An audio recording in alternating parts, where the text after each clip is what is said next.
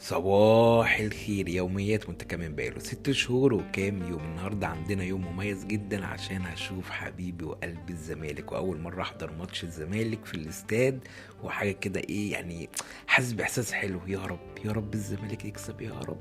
قمت طبعا كلت البيضه الشقيه بتاعتي زي ما انتوا عارفين، وبعد كده بنص ساعه خدت دواء السنترا من الاول فيتامين، والحمد لله النكسن بدات اخده يوم ويوم لمده شهر لحد ما بطلوه خالص.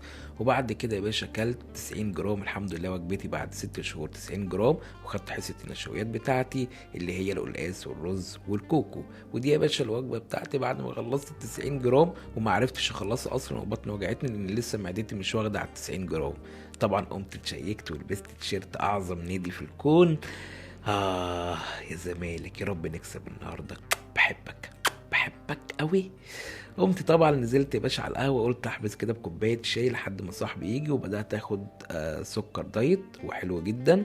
ودلوقتي احنا في الطريق رايحين للاستاد. يا رب الزمالك يكسب. خلاص قربت ادخل على الاستاد اهو، قلبي عمال يدق يدق من الفرحه والسعاده. وعايز اقول لكم احساس حلو جدا، يا ريت اي حد يروح الاستاد. طبعا خلاص وصلنا اهو، ودي الجماهير العظيمه يا باشا، حرفيا احنا كنا مالين الاستاد. خلاص كده دخلنا الاستاد. احساس حلو وجميل جدا. وشكل الاستاد يا جماعه، استاد القاهره ده جميل قوي، خصوصا بقى بجماهير الزمالك العظيمه. معلش يعني برضو. هنا بقى كانت الحراس المرمى بتوع الزمالك نازلين يتمرنوا ويسخنوا يعني قبل الماتش. ودي كده اللعيبه خلاص نزلت اهي تسخن. انا بصراحه يعني كان نفسي اشوف شيكابالا قوي قوي قوي، لان انا بعشق حاجه اسمها شيكابالا، بس هو عنده برد ربنا يشفيه واستبعد من الماتش النهارده. فان شاء الله تتعوض في ماتشات جايه واشوف اعظم لاعب في العالم، الاسطوره. هنا بقى خلاص الماتش هيبتدي، واللعيبة الفرقتين نازلين لأرض الملعب، وطبعا كالعادة جماهير الزمالك بتحييهم. هنا بقى طبعا الدخلة بقى دخلت يا جماعة بتاعت الماتش بتاعت امبارح، بجد وهم عظيمة عظيمة بجد يعني.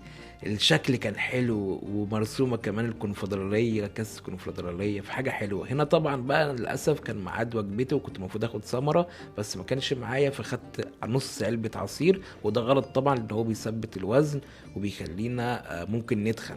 فدي احنا بناخدها في حالة الطوارئ بس يعني. فيا ريت محدش يجرب موضوع العصير ده خالص يعني في اول العمليه. هنا بقى ده زيزو بقى، زيزو بقى ده حبيبي، ده حبيبي وعيني وقلبي، ده ربنا يحميه لنا يا رب. احرف واحسن لاعب في مصر.